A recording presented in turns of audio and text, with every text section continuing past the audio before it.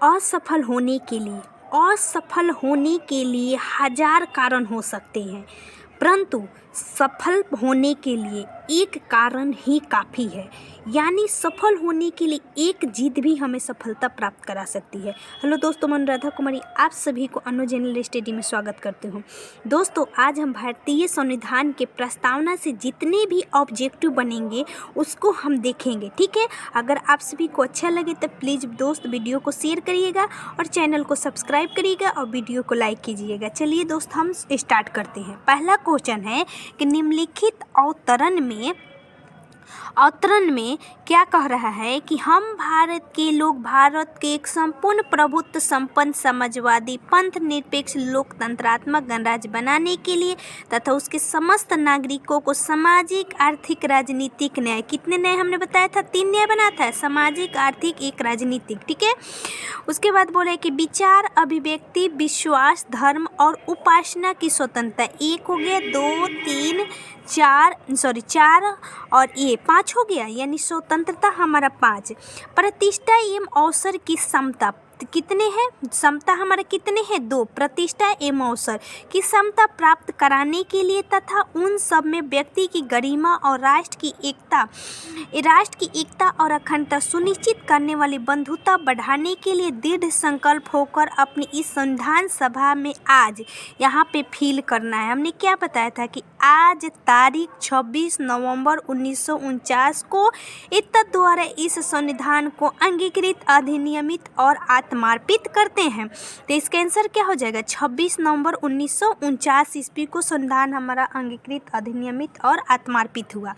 अगला हमारा कि भारतीय गणतंत्र की 26 जनवरी 1950 ईस्वी को सही संवैधानिक वस्तु स्थिति क्या थी जब संविधान लागू किया गया था। तो संविधान जब लागू किया गया था कब, 26 जनवरी 1950 ईस्वी को, तब पूछ रहा है कि उस समय हमारा संविधान में जो प्रस्तावना था उस समय क्या स्थान रखता था। तो देखिए, हम लोग को तो सीधी सी बात है कि 2 शब्द बाद में जोड़े गए, कौन सा, 3 शब्द हमारे बाद में जोड़े गए।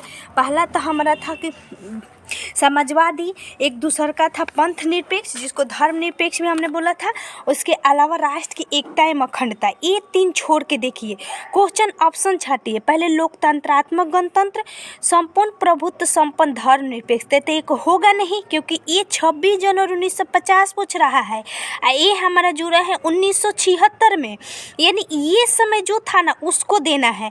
फिर उसके बाद यहाँ दे रहा है संपूर्ण प्रभुत्व संपन्न लोकतंत्रात्मक गणराज्य, संपूर्ण प्रभुत्व समाजवादी, ये भी कट गया, यानी 2 ऑप्शन कट गए, एक तो ये बचा और ये बचा।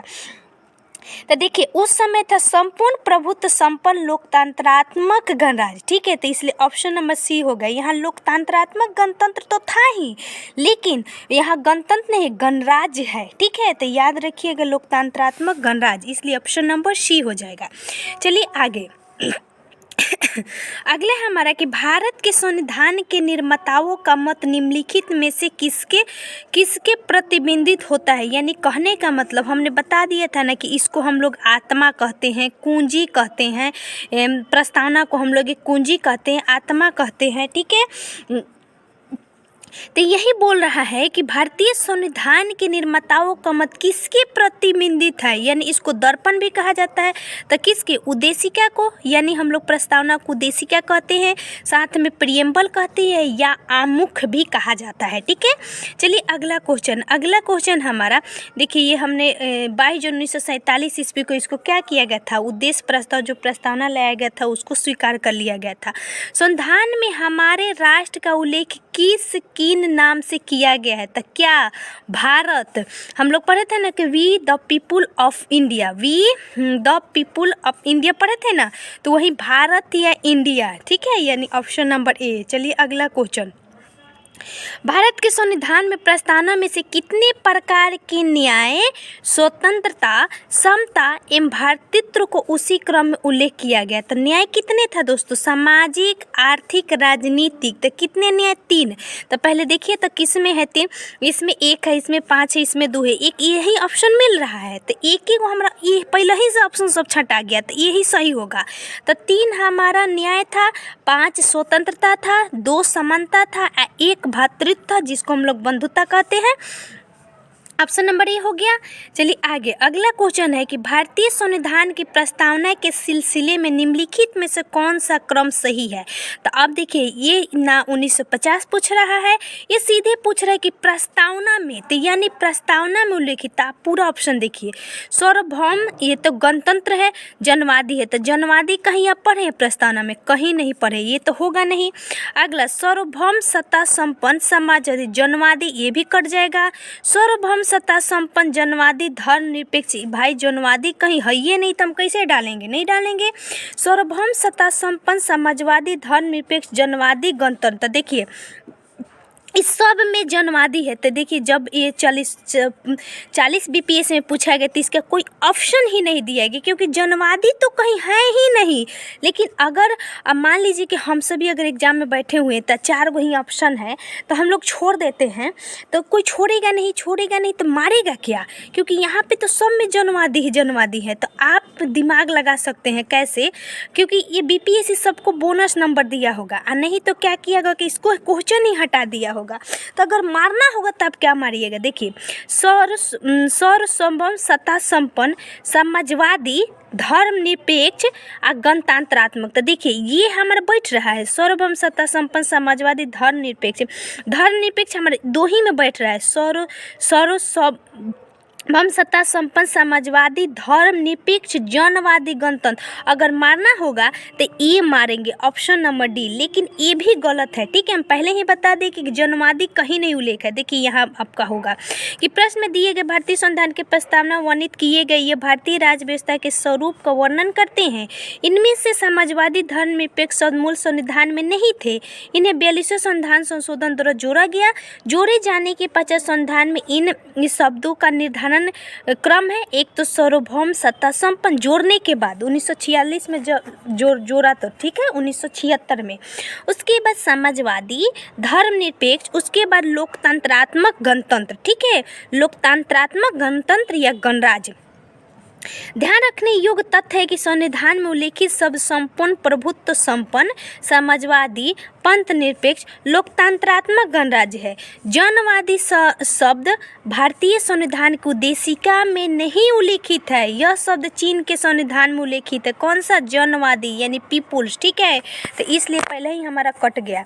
चलिए आगे बढ़िएगा। अगला क्वेश्चन है कि भारतीय संविधान की प्रस्तावना में भारत को किस रूप में घोषित किया गया? तो भारत को किस रूप में घोषित किया गया है?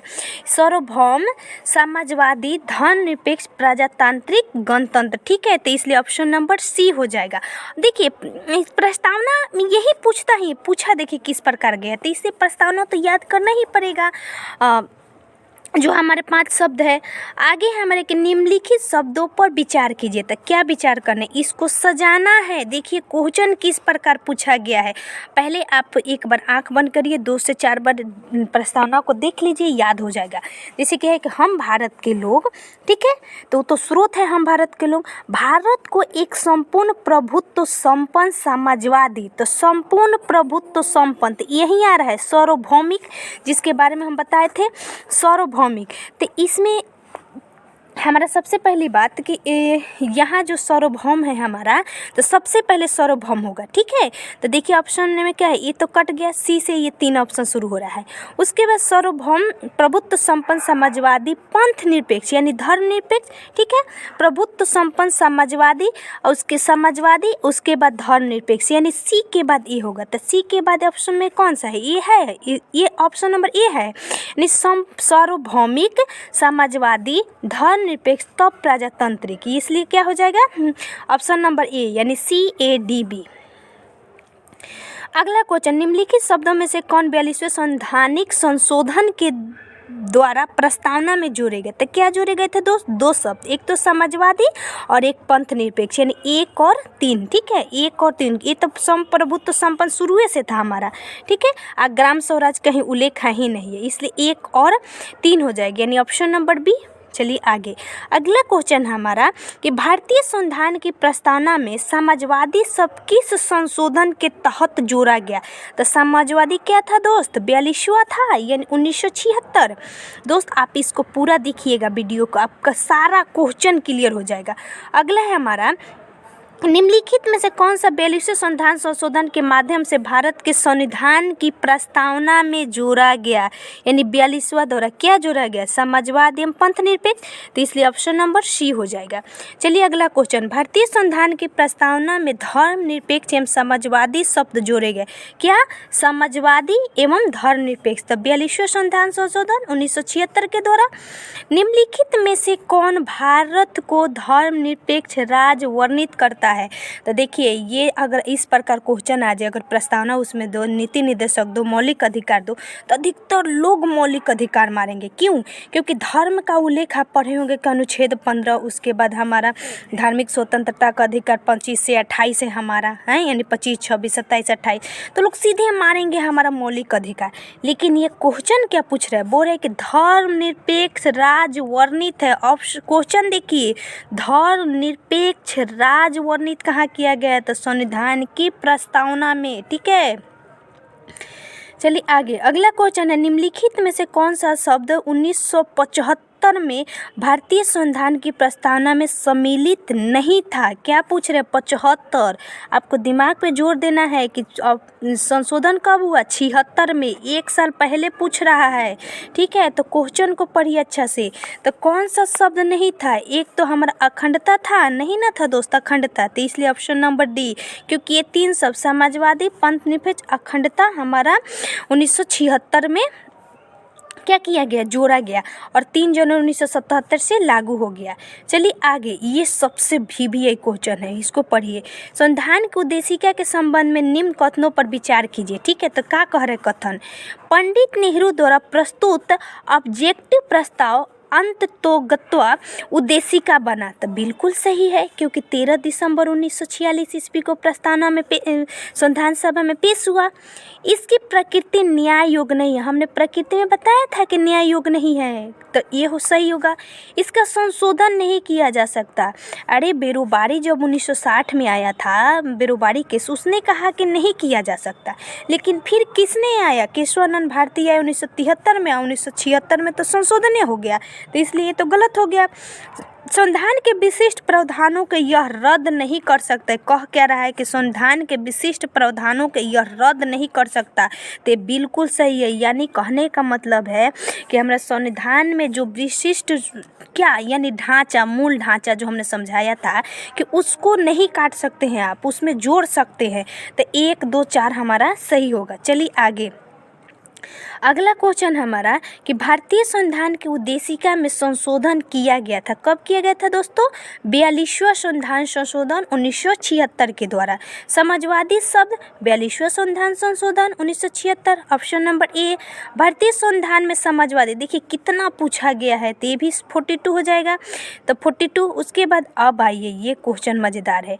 26 नवंबर 1949 ईस्वी को अंगीकृत भारतीय संविधान की प्रस्तावना में शब्द सम्मिलित नहीं थे। क्या नहीं थे, समाजवादी, पंथ निरपेक्ष और अखंडता। ये तो 1976 में तीनों आए, तो इसलिए 1, 2, 3 हो जाएगा, ऑप्शन नंबर ए। चलिए आगे अगला क्वेश्चन है, समाजवादी एवं धर्मनिरपेक्ष शब्द संविधान की प्रस्तावना में सम्मिलित किए गए थे। कब, 42वें संविधान संशोधन द्वारा। ठीक है, देखिए क्वेश्चन अभी ये इधर इजी होगा, लास्ट में इतना अच्छा क्वेश्चन है ना, आप पूरा देखते चलिए। पहले भारतीय संविधान की प्रस्तावना में पंथ निरपेक्ष 42वें संविधान संशोधन द्वारा। भारत के संविधान की आमुख, हमने बता दिया था ना, आमुख इसी को कहते हैं, प्रस्तावना को आमुख, प्रियम्बल, उद्देशिका या प्रस्तावना सभी नागरिकों के लिए सुनिश्चित करता है। क्या करता है, सामाजिक और आर्थिक न्याय, बिल्कुल करता है, क्योंकि हमने पढ़ा है 3 प्रकार का न्याय, विचार एवं अभिव्यक्ति की स्वतंत्रता। ठीक है, आगे बढ़िए, अवसर की समानता, ये भी है, व्यक्ति की प्रतिष्ठा, यानी व्यक्ति की गरिमा की बात करता है हमारा। ठीक है, व्यक्ति की गरिमा की बात हमारा करता है। इसके अलावा सामाजिक आर्थिक न्याय है, ये है, विचार अभिव्यक्ति की स्वतंत्रता है, ये है, अवसर की समानता है, ये है, व्यक्ति की प्रतिष्ठा, यानी सभी चारों सत्य है। ठीक है दोस्त, चलिए आगे बढ़ते हैं। अगले हमारा कि भारत में लैंगिक सार्वभौमिकता है, क्योंकि संविधान की प्रस्तावना आरंभ होती है किससे, हम भारत के लोग शब्द से प्रस्तावना आरंभ होती है, we the people of India. अगला है हमारा, हम भारत के लोग शब्दों का प्रयोग भारतीय संविधान में कहाँ किया गया? तो भारतीय संविधान की प्रस्तावना में।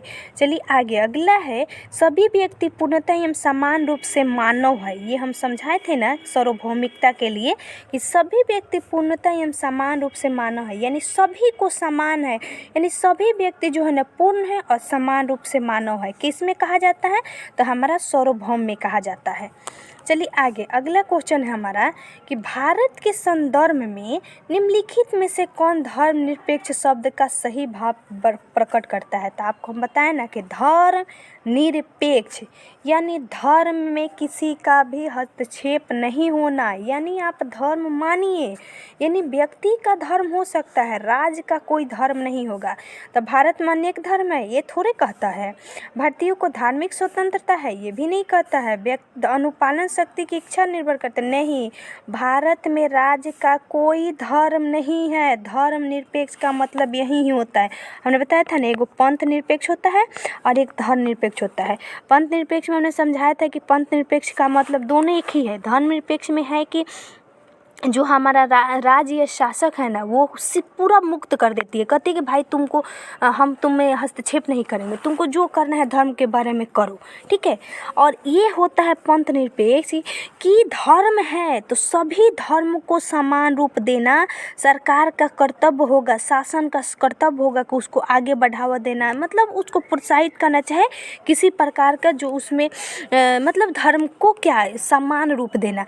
तो ये हमारा पॉजिटिव में जाता है, वहीं निरपेक्ष हमारा निगेटिव में आ जाता है, क्योंकि इसमें साफ शासन स्वतंत्र हो जाता है, ठीक है। दोनों एक ही रूप है, क्योंकि कहीं आपको धर्म निरपेक्ष देगा, कहीं आपको पंथ निरपेक्ष देगा। चलिए आगे, निम्नलिखित में से कौन सा शब्द भारत के संविधान की उद्देशिका में नहीं है? तो कौन सा नहीं? लोक कल्याण नहीं है। अब तो उद्देशिका इतना सुन लिए होंगे कि आपको दिमाग में जेहन में बैठ गया होगा। अगला है, भारतीय संविधान की प्रस्ताव निम्नलिखित में से किस स्वतंत्रता का वर्णन नहीं है? यानी कह रहा है कि किस स्वतंत्रता का वर्णन नहीं है दोस्त। तो हमने 5 स्वतंत्रता पढ़ा होगा, विचार, अभिव्यक्ति, विश्वास, धर्म और उपासना, ठीक है।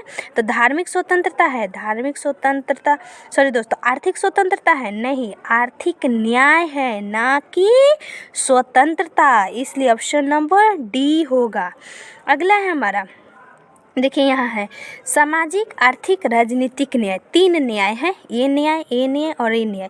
यही ऑप्शन में दे देता है धार्मिक न्याय, तो आपको काटना पड़ेगा, आगे मिलेगा आपको क्वेश्चन। विचार, अभिव्यक्ति, विश्वास, धर्म, उपासना, ये स्वतंत्रता, ठीक है।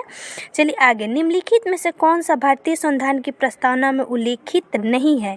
सामाजिक न्याय है, बिल्कुल है। आर्थिक न्याय है, बिल्कुल है। राजनीतिक न्याय, बिल्कुल है। अभी हमने बता दिया था ना कि ऑप्शन में दे देगा धार्मिक न्याय, तो वो नहीं है, क्योंकि तीनों को न्याय है, तो इसलिए ऑप्शन नंबर डी हो जाएगा। अगला, भारतीय संविधान की प्रस्तावना के बारे में कौन सा कथन सही है? तो आप देखिए, समाजवादी धर्मनिरपेक्ष शब्द 1950 से लागू संविधान के अंग नहीं थे। अरे समाजवादी धर्मनिरपेक्ष कह रहे 1950 में जब संविधान लागू हुआ तो इसका अंग नहीं थे। अगला, उक्त शब्द 1977 के संशोधन द्वारा जोड़े गए, उक्त शब्द 1985 के संशोधन द्वारा जोड़े गए, उक्त शब्द संविधान के प्रस्तावना के अंग नहीं है। देखिए, पहली बात तो हमारा 1977 में तो होगा नहीं, क्योंकि 1976 में आया था दोनों, ठीक है। 1985 ये तो होगा नहीं। उक्त शब्द संविधान के प्रस्तावना के अंग नहीं है, भाई पहले नहीं थे, लेकिन 1976 में जब आया तब तो अंग बन गए, तो ये तीनों गलत है। समाजवादी धर्मनिरपेक्ष 1950 में नहीं थे, कब आए? 1976 में, इसलिए ऑप्शन नंबर ए होगा। अगला है, भारतीय संविधान की कौन सा भाग संविधान की आत्मा कहलाता है? तो आत्मा जो हम शरीर है, तो हमारा आत्मा सबसे महत्वपूर्ण है। हमने कहा था ना कि सुभाष कश्यप, अगर प्रस्तावना संविधान शरीर है तो प्रस्तावना उसका आत्मा, ठीक है।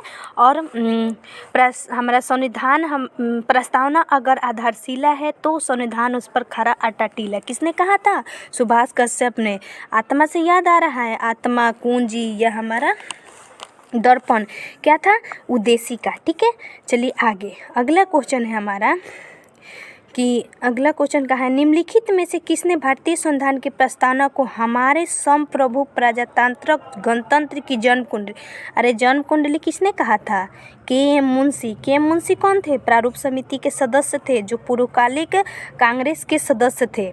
अगला है हमारा कि संविधान को एक पवित्र दस्तावेज किसने कहा था? B.R. अम्बेडकर जी ने। हमने 6 या 7 हमने आपको कथन बताया था, ठीक है। वो आपको इसमें 3 ही 4 कथन मिलेंगे, लेकिन मैंने सब कथन आपको दे दिया था कि कोई क्वेश्चन नहीं छूटेगा। अगला है B.R. अम्बेडकर जी ने भारतीय संविधान को एक पवित्र दस्तावेज कहा। 29 अगस्त 1947 ईस्वी को B.R. अम्बेडकर जी की अध्यक्षता में प्रारूप समिति, देखिए हमने कहा था ना कि पहले तो 4 डेट, एक तो 9 दिसंबर पहली बैठक, ठीक है। उसके बाद 11 दिसंबर जिस दिन राजेंद्र प्रसाद हमारा स्थायी अध्यक्ष बन गए। 13 दिसंबर उद्देशिका आया 1946। इसके अलावा उसके एक और डेट सबसे महत्वपूर्ण है कि 22 जनवरी जिस दिन इसको हमने स्वीकार कर लिया उद्देशिका को। उसके बाद एक आता है 29 अगस्त जिस दिन हमारे प्रारूप समिति का गठन हुआ। चलिए अगला क्वेश्चन, किस वाद में फैसले में सर्वोच्च न्यायालय ने सर्वप्रथम घोषित किया कि उद्देशिका संविधान का हिस्सा नहीं? किसने? बेरुबारी। कब? 1960। देखिए यहाँ कह रहा है बेरुबारी 1960 में आया था, जिसने उद्देशिका को संविधान का अंग नहीं माना, लेकिन केशवानंद भारती वाद आए तो इसको काटकर उद्देशिका को संविधान का भाग बता दिए, ठीक है। अगला निम्नलिखित में से किस वाद में उच्चतम न्यायालय ने धारणा प्रस्तुत की कि उद्देशिका संविधान का भाग है? किसने कहा? किसने कहा था? दिमाग पर जोर डालिए। किस उच्च न्यायालय ने धारणा प्रस्तुत की कि संविधान का भाग है? तो हमने पढ़ा था ना ASR Bombay of India, Mumbai में भी आया था। जो मुंबई कौन थे? ASR बम्बई कर्नाटक के मुख्यमंत्री थे, वहाँ पे राष्ट्रपति शासन लग गया था, तभी आ गया था ASR बम्बई। तो इसने भी कहा था कि संविधान का भाग है, ठीक है। अगला क्वेश्चन चलिए, अगला है हमारा कि निम्नलिखित विवादों में से किसने सर्वोच्च न्यायालय प्रस्तावना को संविधान की मौलिक संरचना का भाग स्वीकार किया? यानी मौलिक संरचना का मतलब बताए थे ना, यानी मूल ढांचा। किसने? केशवानंद भारती ने, ठीक है। चलिए आगे, अगला है हमारा, देखिए यहाँ वर्णित है उद्देशिका में वर्णित बुनियादी तत्वों पर खड़ा है, ठीक है। हमारे संविधान का प्रसाद उद्देशिका बुनियादी तत्वों पर खड़ा है। यदि इनमें से किसी को तत्व को हटा दिया जाए तो सारा ढांचा ही ढह जाएगा, ठीक है। अर्थात संविधान वही नहीं रह जाएगा, अर्थात अपना व्यक्तित्व व पहचान खो देगा। तो इन्होंने कहा कि जो हमारा संविधान है ना, इसके में जो प्रस्तावना है, मतलब हम भारत के लोग भारत के संप्रभुत्व संपन्न समाजवादी था। आप मान लीजिए कि बीच में से क्या करे कि हम भारत गणराज को ही हटा दीजिए, तो गणराज को हटा दीजिएगा तो इसका कोई अस्तित्व नहीं रहेगा। इन्होंने कहा कि जो दिया गया उसको मत हटाइए, आप जोड़िए। तो इन्होंने ही मूल ढांचा दिया, ठीक है। चलिए आगे, अगला क्वेश्चन है भारतीय संविधान की प्रस्तावना में जिन आदर्शों एवं उद्देश्यों की रूपरेखा दी गई है उनकी व्याख्या कहाँ करता है? यानी प्रस्तावना में जो हम लोग देख रहे हैं कि सामाजिक आर्थिक न्याय, विचार अभिव्यक्ति विश्वास धर्म उपासना की स्वतंत्रता और प्रतिष्ठा एवं अवसर हमने बताया था ना, कहाँ चले जाइए? लोक नियोजन का अवसर, अनुच्छेद 16, ठीक है। तो कहाँ है? हमारा मौलिक अधिकार में है, देखते ये मिल गया। उसके बाद हमने पढ़ेगा न्याय, आर्थिक न्याय आप कहाँ मिलेगा? देखिएगा आपको जैसे कि काम पाने का अधिकार, ये सब जो है हमारे राज्य के नीति निर्देशक तत्व में। अब मौलिक कर्तव्य में भी हमारा कर्तव्य में भी वर्णन किया गया है। तो जो प्रस्तावना है ना, इसका झलक दिखता है, एक तो मूल अधिकार में, एक राज्य के नीति निर्देशक तत्व में, एक मौलिक कर्तव्य में। चलिए आगे, अगला क्वेश्चन है हमारा निम्नलिखित में से कौन एक भारतीय संविधान के उद्देश्यों को प्रतिबिंबित करता है? तो कौन करता है प्रतिबिंबित? भारतीय संविधान की प्रस्तावना, ठीक है। यानी कहने का मतलब कि दर्पण। भारत के संविधान की उद्देशिका में कितने प्रकार के न्याय है? कितने प्रकार के न्याय? न्याय 3 अक्षर, न्याय 3। देखिए ऐसे भी याद रखिए, न्याय 1 अक्षर, 2 अक्षर, 3 अक्षर, तो 3 गो न्याय। स्वतंत्रता आप लिखिए, स्वतंत्रता 5 गो है हमारा, 1 2 3 4 5, तो 5 अक्षर, ठीक है। ऐसे भी याद रख दीजिएगा। 3 यानी न्याय 3, सामाजिक आर्थिक राजनीतिक, स्वतंत्रता 5, विचार अभिव्यक्ति विश्वास धर्म और उपासना, ठीक है। चलिए आगे, अगला क्वेश्चन है हमारा, अगला क्वेश्चन है, देखिए यहाँ पढ़ लीजिए एक बार, ये बहुत अच्छा है। भारतीय संविधान की उद्देशिका और राज्य के नीति निर्देशक तत्वों में आर्थिक न्याय की परिकल्पना उद्देश्य का उपबंध करते हैं। भारत के संवैधानिक उद्देशिका में 3 प्रकार के न्याय। जी सर। अगला हमारा सामाजिक न्याय से तात्पर्य है कि प्रत्येक व्यक्ति को जाति, धर्म, हमने समाजवादी में ही पढ़ाया था आपको कि समाजवाद का मतलब होता है किसी प्रकार के भेदभाव न करके समाज को हमारा उत्थान करना। ठीक है, तो वही कह रहा है कि सामाजिक न्याय में जाति, रंग, धर्म, लिंग के आधार पर बिना भेदभाव के समान व्यवहार करना। ठीक है। अगला क्वेश्चन है, भारत के संविधान में के उद्देश्यों में से एक के रूप में आर्थिक न्याय का किसमें उपबंध किया गया था? आर्थिक न्याय किसमें है जी? एक तो उद्देशिका में है, एक हमारा राज्य के नीति निर्देशक तत्व में है। ठीक है, आर्थिक न्याय हमारा मत समझ लीजिए कि मौलिक अधिकार में है, मौलिक अधिकार में आर्थिक न्याय नहीं है। ठीक है, चलिए आगे। अगला क्वेश्चन है, संविधान में दिया गया आमुख न्यायालय में लागू नहीं कि होता है। तो सही है, बिल्कुल सही है, क्योंकि यह प्रकृति है इसका कि न्याय योग्य नहीं होगा।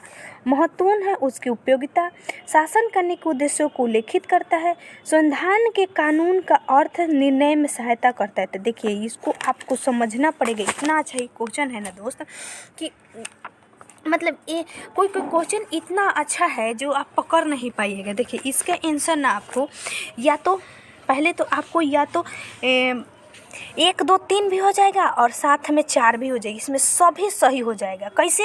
एक तो न्यायालय में लागू नहीं होता, ये तो बिल्कुल सही है।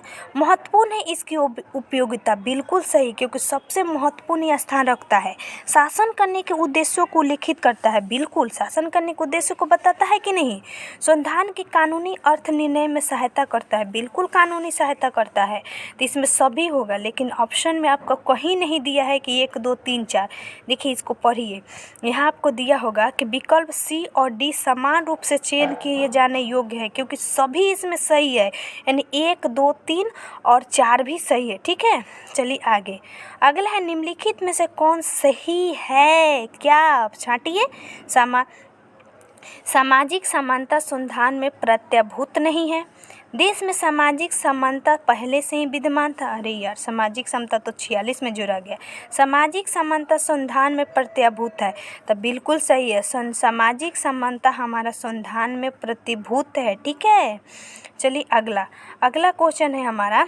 पहले ये देख लीजिए कि संविधान के 14 से 18 के तहत समानता के अधिकार विभिन्न प्रावधानों के तहत सामाजिक समानता प्रत्यभूत की गई है। प्रस्तावना में सामाजिक न्याय प्राप्त करने की बात भी कही गई है। अब हमारा आता है लूसेंट ऑब्जेक्टिव। इसमें भी कुछ हमारा इम्पोर्टेंट दिया गया है, जिसको हम सोचे कि इसको 1, 2, 3 हमारा इजी लग रहा था, वहीं कब लागू किया गया यही सब क्वेश्चन था। जो हमको अच्छा लगा है उसी को हम फोटो लिए हैं। पहला है 4 नंबर, भारत के गणतंत्र क्यों कहा जाता है? तो क्यों कहते हैं गणतंत्र? गणतंत्र चल जाइए, दिमाग पर जोर डालिए। कहाँ?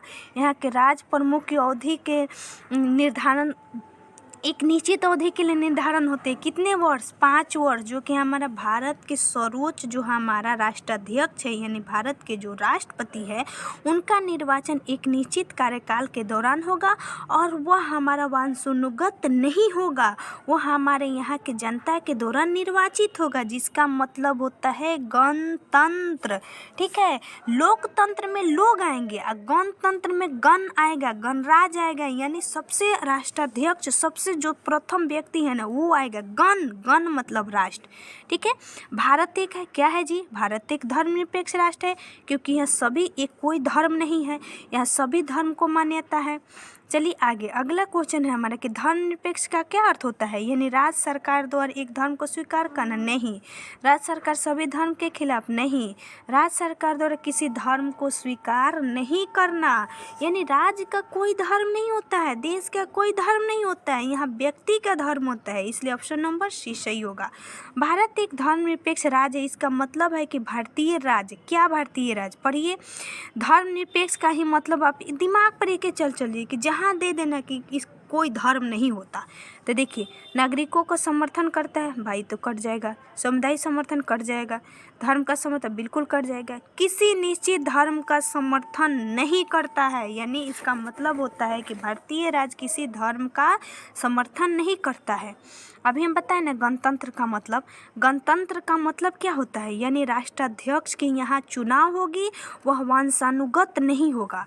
अब पढ़िए, केवल एक लोकतांत्रिक राज्य, भाई तो गलत है। अध्यक्षीय पति शासन, ये भी गलत है। संसदीय शासन, ये तो कह नहीं रहा है। राज्य जहाँ अध्यक्ष वंशानुगत रूप से न हो, यानी राज्य का जो अध्यक्ष है, जो सबसे प्रमुख है, वह वंशानुगत ना हो। ये कहाँ होता है वंशानुगत? ब्रिटेन में आप पढ़िएगा। अगला क्वेश्चन है 9, निम्नलिखित में से वे दो शब्द जो 42वें संविधान संशोधन के द्वारा जोड़ा गया था, हम तो कितना बार उसमें भी देख लिए कि समाजवादी एवं धर्मनिरपेक्ष, इसलिए ऑप्शन नंबर सी। भारतीय संविधान की प्रस्तावना में किस प्रकार घोषित करता है? क्या घोषित करता है? एक प्रभुत्व संपन्न समाजवादी धर्मनिरपेक्ष और प्रजातांत्रिक गणराज्य। चलिए अगला, भारत एक गणतंत्र, इसका अर्थ क्या है? गणतंत्र यानी यहाँ का राजा जो होगा वंशानुगत नहीं होगा, ठीक है, यानी शासक वंशानुगत नहीं है। अगला, संविधान की उद्देशिका में नहीं है, क्या नहीं है? लोक कल्याण, वही क्वेश्चन है यहाँ। कल्याणकारी राज्य का उद्देश्य, ये बहुत अच्छा क्वेश्चन है, इसे टूट में आता है।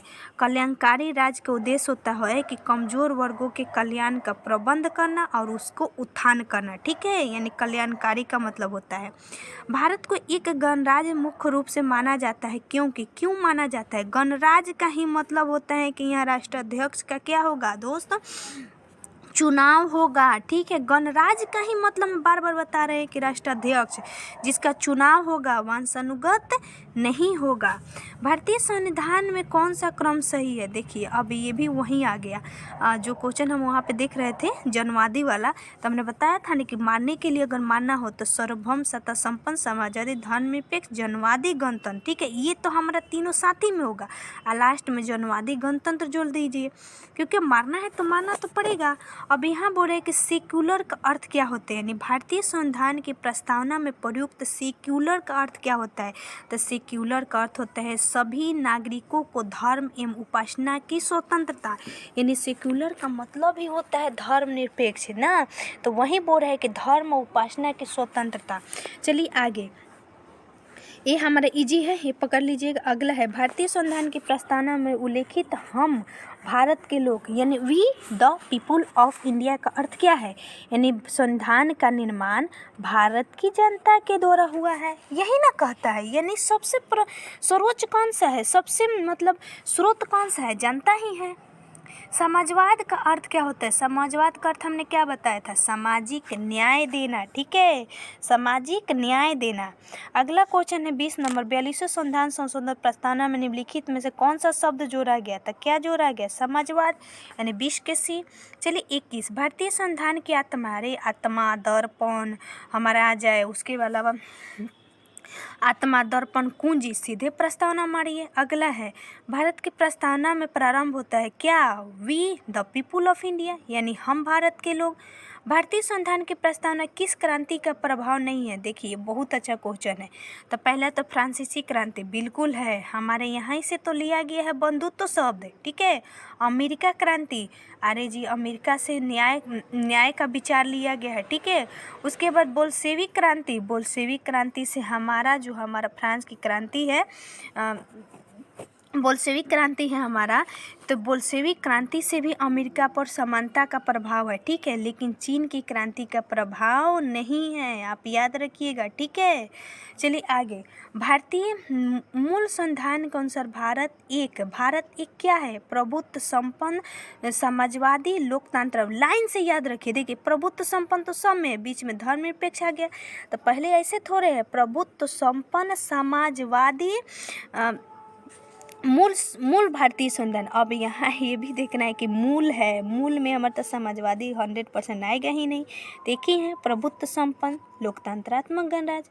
अगला क्वेश्चन, भारतीय संविधान के अंतर्गत भारतीय लोकतंत्र के आदर्शों को हम कहाँ देखते हैं? आदर्श कहाँ देख रहे हैं हम लोग? भारतीय संविधान की प्रस्तावना में, ठीक है, और वहीं मैग्ना कार्टा कहे तो भारतीय संविधान के भाग 3। 42वें संविधान संशोधन 1976 द्वारा कौन सा शब्द जोड़ा गया? कौन सा शब्द नहीं जोड़ा गया? तो धर्मनिरपेक्ष है, समाजवादी है, एकता अखंडता है, लेकिन गुटनिरपेक्ष नहीं है, इसलिए ऑप्शन नंबर सी। भारतीय संविधान की प्रस्तावना में कौन सा कथन सही है? यही जो हम अभी समझा रहे थे वहाँ पे कि ऑप्शन नंबर ये था, 1976 में संशोधन उक्त शब्द 1976 में संशोधन द्वारा जोड़े गए। ठीक है, ये हमारा है। उसके बाद हमारा था उक्त शब्द 1985 में, ये तो काट दिए थे। उक्त शब्द संविधान के प्रस्तावना का अंग नहीं है, तो अंग तो उस समय नहीं था, अभी तो है ही। समाजवादी धर्म कुछ 1950 ईस्वी में संविधान का भाग था। अरे ये तो 1976 में आया, इसलिए ऑप्शन नंबर इसका क्या हो जाएगा, बी हो जाएगा। चलिए अगला, भारतीय संविधान ने किस प्रकार के लोकतंत्र को अपनाया है? तो कैसा लोकतंत्र है भारतीय संविधान का? संवैधानिक राजतंत्र है, राजतंत्र है यहाँ पे। अब दिमाग पर जोर डाले, राजतंत्र है? बिल्कुल नहीं है, राजा का यहाँ तंत्र नहीं चलता है। ठीक है, यहाँ लोकतंत्र है, वंशानुगत लोकतंत्र है। तो वंशानुगत कहाँ से लोकतंत्र है? यहाँ पे चुनाव होता है। राजतंत्र दोनों कट ही जाएगा, तो एक हो जाएगा लोकतांत्रिक गणतंत्र, यानी लोगों के द्वारा चुना गया तंत्र यहाँ है। भारतीय संविधान की प्रस्तावना में वर्णित लोकतंत्र को किस रूप में स्वीकार किया गया था? किस रूप में स्वीकार किया गया है लोकतंत्र को? हमारा राजनीतिक राजतंत्र, आर्थिक लोकतंत्र, सामाजिक राजतंत्र। देखिए यहाँ पे याद रखिएगा, राजनीतिक हमारा है, आर्थिक है, सामाजिक, वही न्याय वाला बात बोल रहा है। ठीक है, तो इसलिए ऑप्शन नंबर डी हो जाएगा, सामाजिक, आर्थिक, राजनीतिक, न्याय। भारतीय संविधान के प्रस्तावना के अनुसार भारत के शासन का सर्वोच्च किसमें नियत है? शासन पूछ रहा है, तो शासन सर्वोच्च किसमें है दोस्त? तो जनता में। वहीं सबसे सर्वोच्च पूछे तो हम कल भी बताए थे, क्या है सबसे सर्वोच्च? भारतीय संविधान में जो हमारा संविधान है वो सबसे सर्वोच्च है। अगला क्वेश्चन, भारत की एक संप्रभु एकता अखंडता को अक्षुण्ण बनाए रखने के लिए उक्त रक्षा करने का प्रावधान किया गया है। कहाँ पे? प्रस्तावना में। ठीक है, अगला, भारतीय संविधान की प्रस्तावना में जिन आदर्शों उद्देश्यों की रूपरेखा की गई है उनको आगे तो पढ़ लिए थे हम लोग, मूल अधिकार, राज्य के नीति निर्देशक तत्व और मूल कर्तव्य, इसलिए ऑप्शन नंबर सी। अगला क्वेश्चन, भारतीय संविधान सभा में प्रस्तुत उद्देश्य प्रस्ताव में अभिव्यक्ति विचार को भारतीय संविधान के किस भाग में पूर्णतः शामिल किया गया था? यानी अभिव्यक्ति के विचार कहाँ पे है? प्रस्तावना में। भारतीय संविधान की प्रस्तावना में क्या स्पष्ट नहीं होता है? क्या? संविधान का स्रोत, हम भारत के लोग तो हैं ही। शासन के ध्येय का विवरण, बिल्कुल है। गणतंत्र का बात किया नहीं किया गया है, यानी राष्ट्र का राष्ट्राध्यक्ष जो होगा वो वंशानुगत नहीं होगा। संविधान के लागू करने की तिथि, ये नहीं है। ठीक है, लागू तो 26 जनवरी 1950 ईस्वी को हुआ था, तो कहाँ है? नहीं ना है, इसलिए ऑप्शन नंबर सी हो जाएगा। अंगीकृत अधिनियमित आत्मार्पित, ये तो दिया गया है। अगला क्वेश्चन, निम्नलिखित किन उद्देश्यों को भारतीय संविधान उद्घोषित नहीं करता है? क्या उद्घोषित नहीं करता है? पढ़िए अब, सामाजिक आर्थिक न्याय, ये तो है। विचार अभिव्यक्ति विश्वास धर्म उपासना की स्वतंत्रता है। प्रतिष्ठा अवसर की क्षमता है। अंतर्राष्ट्रीय शांति एवं सुरक्षा नहीं है, क्योंकि अंतर्राष्ट्रीय शांति एवं सुरक्षा आर्टिकल हमारा 51 में मिलेगा। कौन सा? राज्य के नीति निर्देशक तत्व में। अगला क्वेश्चन है, भारतीय संविधान की प्रस्तावना में देश का कौन सा नाम उल्लेखित है? क्या है? भारत अर्थात इंडिया। अगला क्वेश्चन, भारतीय संविधान किसके द्वारा स्वीकृत किया गया था? तो किसके द्वारा स्वीकृत किया गया था? भारत की जनता द्वारा। ठीक है, देखिए भारत की जनता, आप पढ़े होंगे कि संविधान सभा भी कहीं कहीं आपको देगा कि संविधान सभा द्वारा स्वीकार किया गया था, लेकिन हमारे प्रस्तावना में लिखा गया है कि जनता का ही बात हो रहा है। ठीक है, अगला क्वेश्चन है, भारत की संप्रभुत्व किसमें निहित है? किसमें निहित है जी? संप्रभुत्व हमारा भारत की जनता में। ठीक है, संविधान की प्रस्तावना जो सभी वयस्क नागरिकों को मतदान का अधिकार प्रदान करता है, क्या कहलाता है? प्रजातंत्र। मतदान यानी प्रजा। ठीक है दोस्त, अगर आप नए वीडियो लाएंगे, थैंक यू सो मच दोस्तों।